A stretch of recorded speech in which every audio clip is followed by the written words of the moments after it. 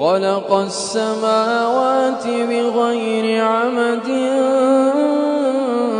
ترونها وألقى في الأرض رواسي أن تميد بكم وبث فيها من كل دابة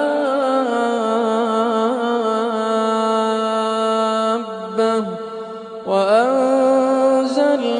من السماء ماء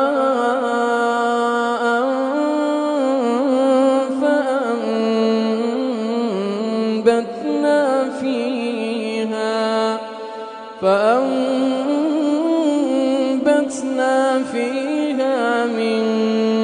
كل زوج كريم هذا خلق الله فأروني ماذا خلق الذين من دونه بل الظالمون